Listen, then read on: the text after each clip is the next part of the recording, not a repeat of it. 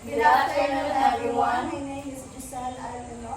I'm Hazel Rose Balog. I am Shalom Reducto. I am Hannah Rose Balog. And we are the group C.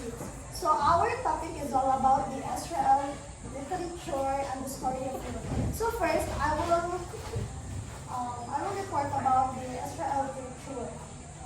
Israel literature refers to creative works by writers from or residing in Israel, most commonly written in Hebrew, but also in other languages like Yiddish, Arabic, and English.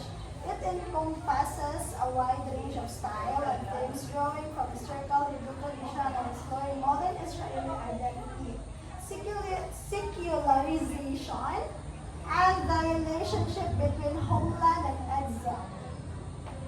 The field is notable for a high rate of book publishing fee and translation, making contemporary Israel works increasingly accessible to an international audience.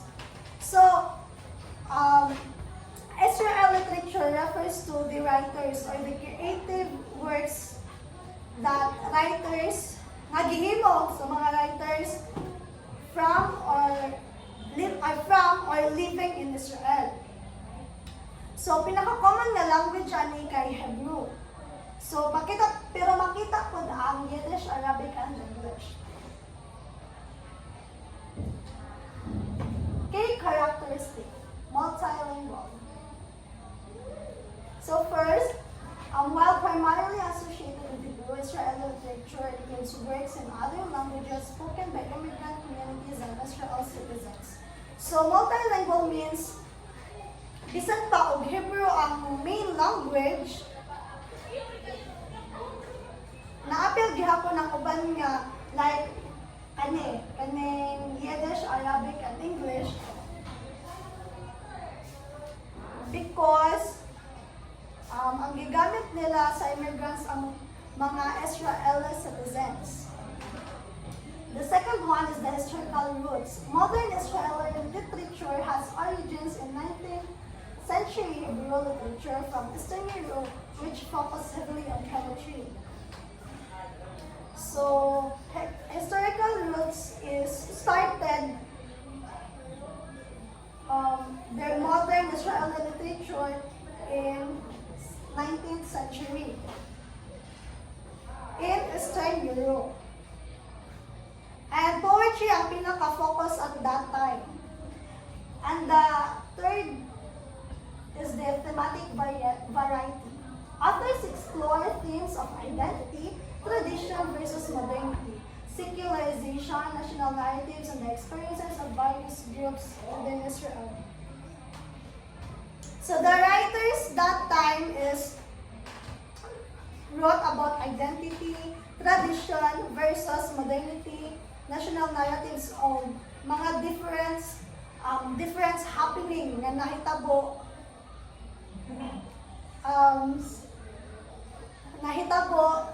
sa tao sa Israel. And the fourth one is the high publishing rate. Israel has one of the world's highest rates of book purchasing and publishing per capita, leading to a dynamic and productive literary scene. So, high publishing rate,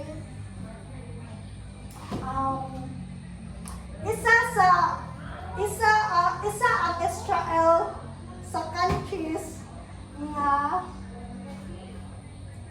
pinakadaghan nga gi-publish. And usa pod ang Israel nga gipalit na ay usa pod sa Israel ang ubang tao ato magpalit og libro dito sa Israel. So, translation. Mainly contemporary Israeli works, particularly in fiction, are translated into English and other languages, increasing their global readership.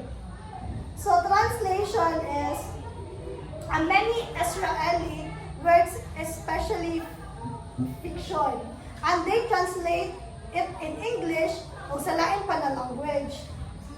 Kay mas abot siya sa global audience.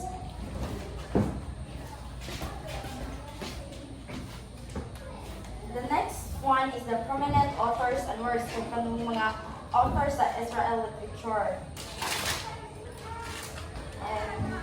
the modern Hebrew literature. Figures like Chaim Nachman Bialik, a prominent Hebrew poet in the early 20th century, laid important foundations for the modern tradition. The second is the contemporary fiction. Authors such as Amos Oz, A.B. Yehoshua, and David. So ang ilang mga known nga mga works is kaning A Tale of Love and Darkness, The Tunnel, and A Horse Walks into a Bar. And then the other notable writers, other contemporary authors include Aharon Abdulfield, Zeroya Shalit, and Shani Boinjo, known for works such as The Man Who Never Stopped Sleeping and The People of Forever Are Not Afraid.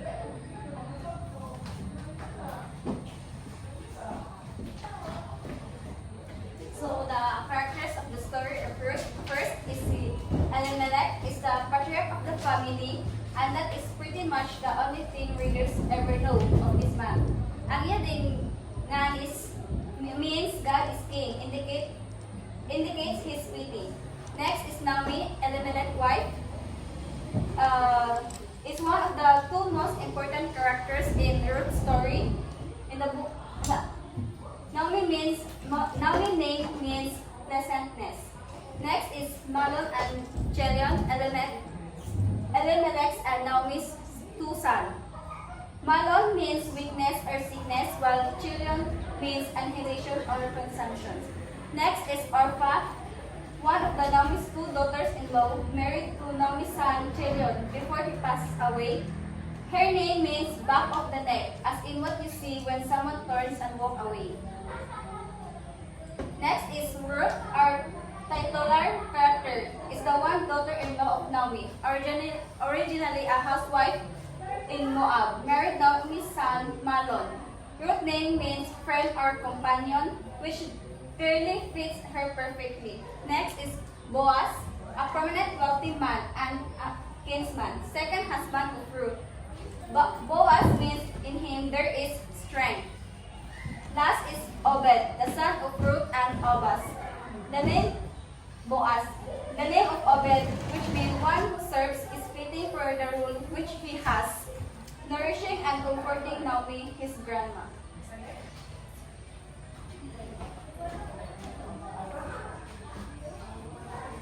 Okay, ang story ni Ruth na ito makita sa Bible is nag-start ni siya sa usa ka pamilya nga gikan sa Bethlehem. Si Elimelech ang asawa ni Naomi ug ang ilang duhang anak ug na sila duha ka anak. Tungod sa gutom, so naka-decide sila nga mulangyaw sa laing lugar mao to ang Moab. Pero nabot ang time nga namatay na si Elimelech o ang duha niya ka anak. And then ang nahibili na lang is si Naomi ug ang iyang umagad nga taga Moab nga mao sila si Orpah ug si Ruth. So, naka-decide si Naomi nga mubalik sila sa Bethlehem. So, miingon siya sa iyang mga umagad na si Naomi ug si Ruth nga mas better kuno nga magpabilin sila sa ilang mga parents since wala naman sila yung mga bana. Kay ang sa Israel mangkod is kanang murag if mamatay yung bana nasa like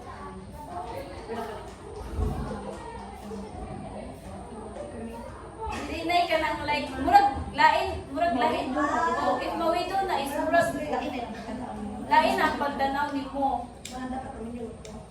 Yes. So apan si Orpah naka-decide nga muuli na lang sa ilaha. Unlike ni Ruth nga dili bisag kung saon jud siya og kanang istorya ni Naomi dili jud siya mobiya niya. So mao ni iyang giingon ni Naomi. Bisan asa ka muadto usab ako. Ang imong katawhan mao ang akong katawhan ug ang imong Dios mao ang akong Dios. So pag-abot nila sa Bethlehem, since wala man sila trabaho parehas, si Naomi is iyang giusog ganiyang ngan into Mara. So Mara means bitter. So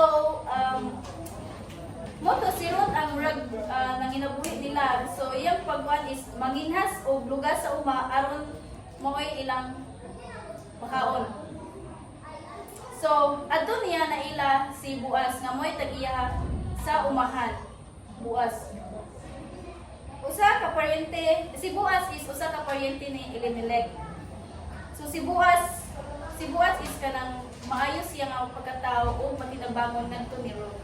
So sa ulahi, si Boaz mo'y naka-decide siya nga siya'y manubos ni Ruth. Pero before ana pa is naibawan niya nga napay mas duol nga paryente sila nga mo'y mas kanang mas angayan nga musawo ni Ruth apan kadto nga paryente is kanang pagabon niya nga si Ruth ang katong pakasal niya iyang pakasal unta naka-decide nga dili siya magpakasal so murag nato sila kanang something rules nga ngay buhaton para kanang ano dito ang dili na siya ang nagbantuon nga dili na siya ay kanang murag iyang gi-proof nga dili na siya mga asawa ni Ruth iyan ang gihatag ni Boaz. So mo to nga si Boaz maoy nang asawa ni Ruth o gitubos usab niya ang yuta nila. So mo to after adto is nagkaanak sila mao si Obed nga nahimong apuhan ni King David. And mo pud usab na murag kapuhan pod ni Jesus Christ. So nami ipakita na kanang summary sa kanang story ni Ruth.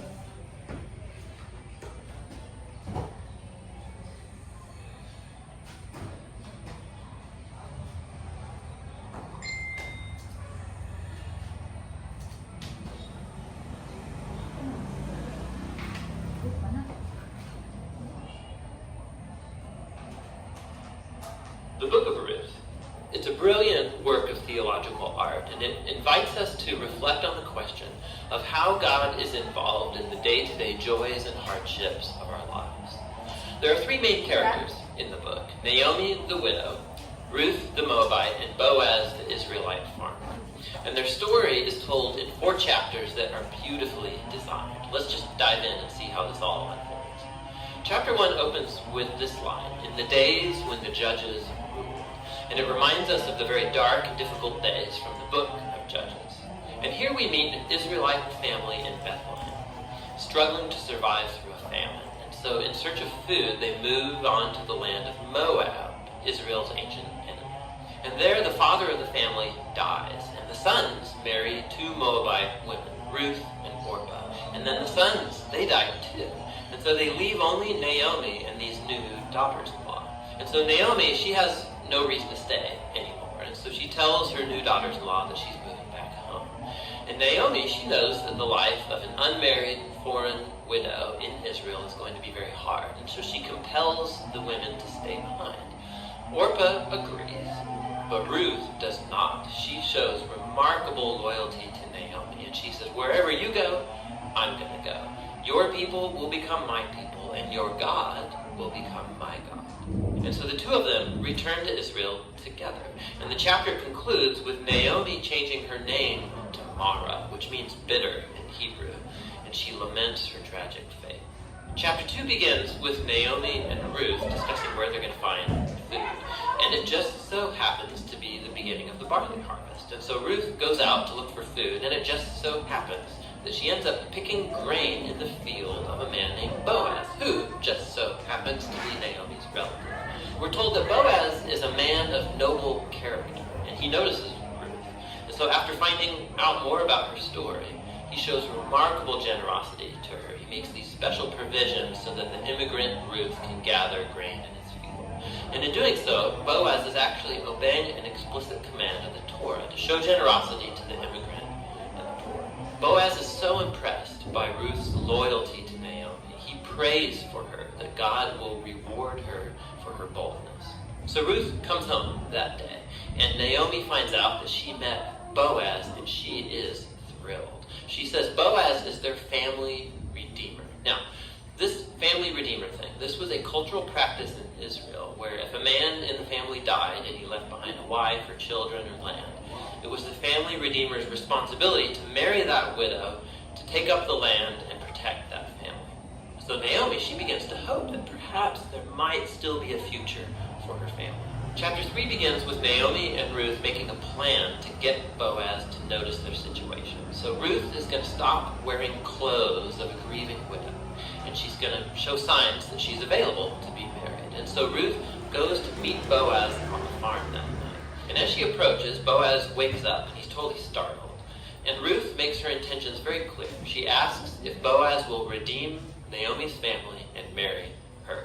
Boaz is once again amazed by Ruth's loyalty to Naomi and her family. And he calls Ruth a woman of noble character. It's the same term used to describe the woman of Proverbs 31. So Boaz tells Ruth to wait until the next day, and he will redeem both Ruth and Naomi legally before the town elders. And so the chapter ends with Ruth returning to Naomi, and they marvel together at all of these recent events. In chapter 4, it all comes together. It turns out, at the last minute, Boaz discovers there is a family member who's closer to Naomi than he is, and he's actually eligible before him to redeem the family. But at the last second, this family member finds out that he's going to have to marry Ruth, the Moabite, and so he declines.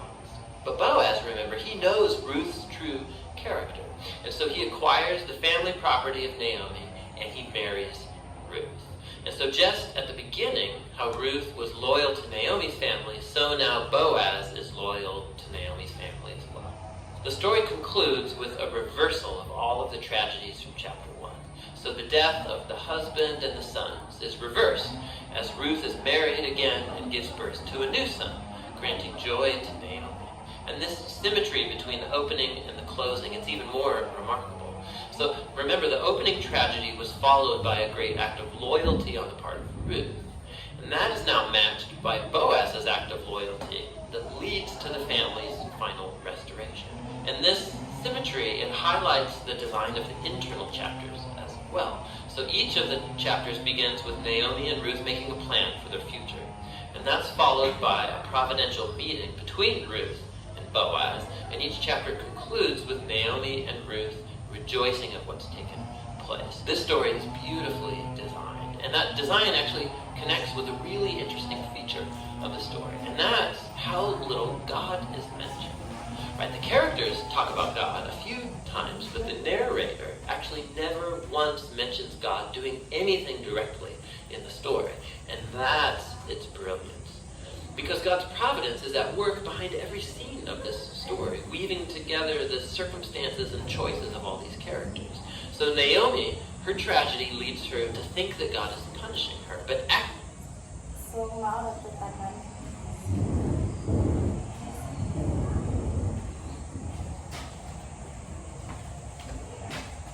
So that would be all for our report. And so the story of Ruth comes to a close, a powerful testament to the themes of love, loyalty, and faith that are woven throughout Israeli culture. So Ruth's journey from a foreign widow to a beloved member of the family of King David reminds us of the inclusive nature of God's love and the importance of kindness and compassion. As we reflect on this ancient narrative, we are reminded of its enduring relevance, offering timeless lessons on the power of love and redemption. So we are the Group 6, and this concludes our exploration of the story of Ruth within the rich tapestry of Israeli culture. Thank you. Woman, please me. So get 1/4 sheet of paper.